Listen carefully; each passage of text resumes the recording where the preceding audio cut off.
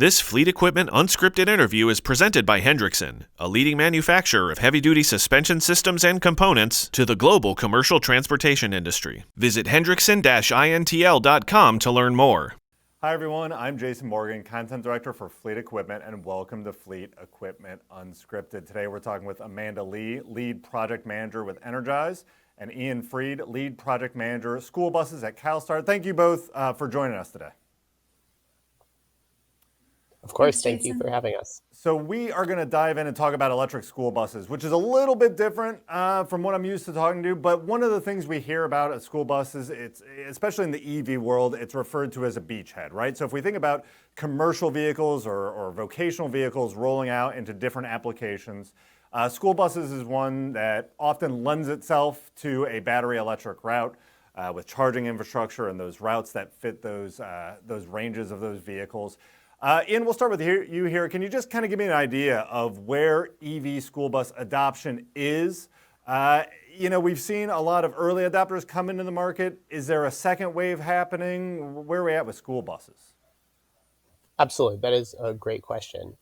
With school buses, we have passed certainly the initial pilot phase, and we have moved into adoption across the country.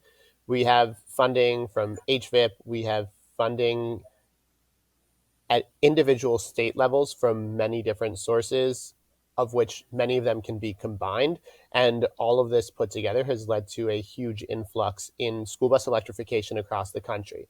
I think a lot of people don't really realize this. I think a lot of people are passing electric school buses in their neighborhood daily and have no idea that that's what they are. Most of them are pretty incognito and look exactly the same as a standard school bus. Amanda, any thoughts to add there from your point of view? Yeah, and just to back up a little, so Ian and I both work at Calstart, which is a nonprofit member consortium. Just wanted to give a few details on Calstart. We have offices in New York, Michigan, Colorado, and California with partners worldwide. We have over 300 member companies, and we knock down barriers to modernization and the adoption of clean vehicles. Some of the initiatives that we have at Calstart are cars, trucks, and off-road, clean fuels and infrastructure, and some of the activities are market acceleration, policy, data insights and analytics, and more. But I do want to add from the infrastructure side, so totally agree with what Ian has just stated. And just to add on to that, programs such as HVIP, as Ian mentioned, the HVIP Public School Bus Set Aside, as well as Energize, which stands for Energy Infrastructure Incentives for Zero Emission Commercial Vehicles, aims to maximize funding opportunities for California school bus fleets by combining state grants for electric vehicles through HVIP and state-funded zero-emission vehicle infrastructure through Energize to effectively pair vehicles to chargers. So Calstart aims to contribute to California's efforts to achieve carbon neutrality by 2045, and from school perspective to help protect children who are particularly vulnerable to the health impacts from diesel exhaust. Right, for sure. Well, and I want to dig into that a little bit too, especially from the infrastructure side. We know that from the product side, right, electric school buses are available. The big question now really across the board in all of EV is how you're going to charge them, right? So in terms of infrastructure, you've mentioned here, there's a layer of funding and what's available, and in this case, how it relates specifically to that school bus operation, those school districts, how they take advantage of that.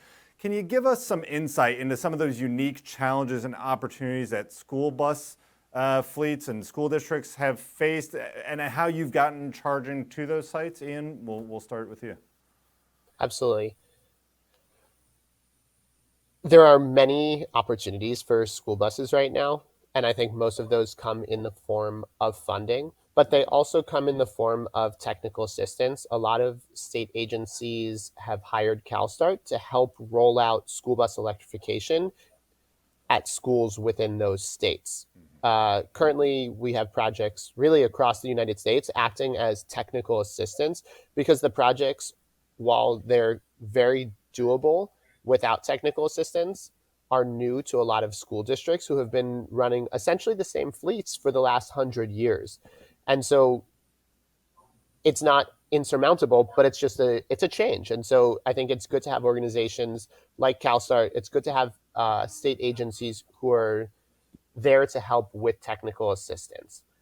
So other challenge, or I'll talk about challenges a little bit. I think the biggest challenges have come in urban districts across the United States and have come with hosting capacity and space constraints. And space constraints, I think, are currently an issue with diesel school buses as well. I've worked with a lot of school bus operators in New York City who are literally parking Type C, 30,000, 26,000 pound vehicles 6 inches apart. And so it can be challenging when you have a situation like that, figuring out where to put the chargers. There's a lot of alternatives and a lot of options, but I think having somebody that you can talk through to be able to work to figure out those solutions is something that is always good. I also mentioned hosting capacity, so how much energy the utility has to give. There's also a lot of very interesting workaround solutions that are being piloted as well as being fully run across the United States about what to do if the grid doesn't have enough electricity to provide for the electric school buses. The biggest piece of advice that I have to give for school bus operators who are looking to electrify is talking to their utilities early and often, and really just starting that. If you think, oh, I'm going to apply for funding next year, don't then pair that with starting to talk to the utility next year, but pair that with starting to talk to the utility right now and understand what your hosting capacity is and what the utility can do to possibly increase that. Very good. Amanda, what do you think?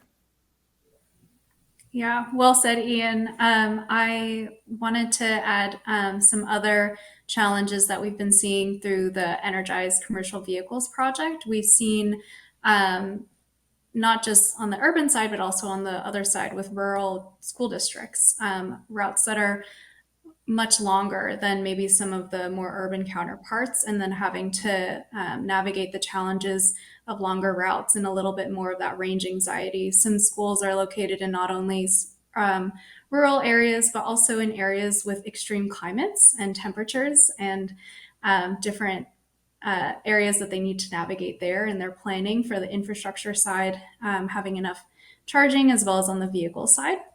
Some other areas of challenge that we're seeing is supply chain and delivery delays of charging infrastructure. And then lastly, with cost as well. We're hearing that vehicle prices continue to go up and charging infrastructure is not cheap. But because of opportunities like Energize has been able to administer over $100 million in ZEV infrastructure deployment since Energize started in 2022. So that's school districts and other fleets alike getting access to comprehensive infrastructure funding. So other opportunities to address the challenges that we've seen are access to multiple funding sources, such as with investor-owned utilities or IOUs. They have make-ready programs across California. And then, as Ian mentioned earlier, being able to stack all of these funding opportunities together. And then another school specific opportunity is fixed routes. So being able to plan along known routes and distances is really helpful when planning ahead. Right. No, and what's interesting, we're talking school buses here, but a lot of these things that you said, talk to your utilities early, make sure you have the space. You got to be able to charge the vehicles. I mean, to your point, all commercial vehicles comes in all different shapes and sizes and the capacity constraints there. The funding portion, these are all things that I think every commercial vehicle operator is dealing with now, especially those that are really interested in getting in the EVs, whether they've already taken that first leap and they want to expand or they want to take the first step, right? From the school bus side, then going back to the kind of the top of the conversation, Ian, you mentioned that you're a little further down the path here. We're past the first adopter wave. There are more school districts getting into this, into the EV application. How do you see those lessons translating into wider commercial electric vehicle adoption, and what can we expect as that moves forward across the applications? Yeah, absolutely. I think going back to what I said before, talking with your utility early and often probably is a great lesson to move from school bus electrification to fleet-wide adoption, fleet-wide electrification adoption of any type. And I think that would definitely be one thing that translates from school bus electrification. I think another thing would be managed charging and making sure that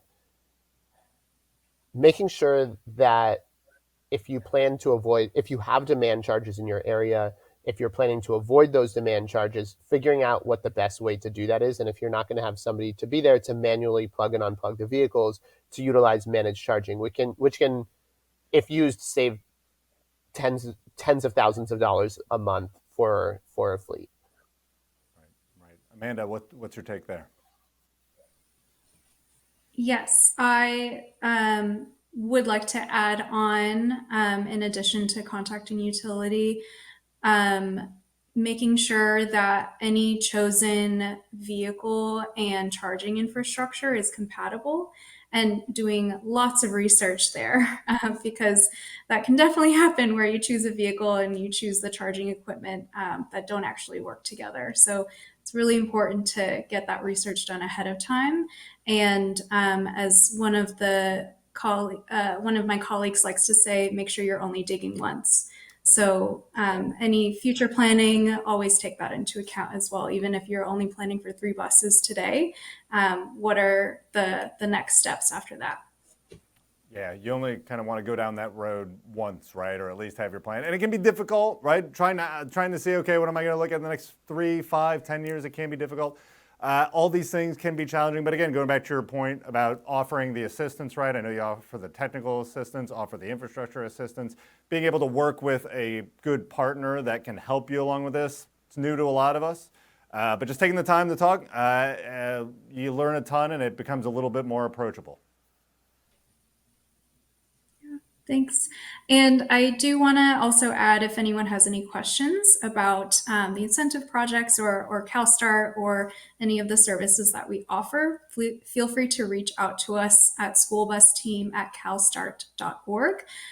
You can also head on over to californiahvip.org/purchasers/hashtag schoolbus for information on the vehicle portion of the public school bus set aside that we mentioned earlier. Or you can go to energizewith2eyes.org/resources for information on infrastructure incentives. Right, and super important because those can be complicated. Again, having the right partner to be able to walk you through those so you're not alone. I would like to put in one additional plug as well, which is that if you go to the electricschoolbusnetwork.org, you can find out information about hosting capacity constraints. We're going to be hosting a webinar, the national forum, coming up in January. So if anyone would like to sign up for that, you can check out the electricschoolbusnetwork.org. I appreciate you two taking the time to walk me through a lot of this information. I learned a lot, and I'm sure we'll talk to you again very soon.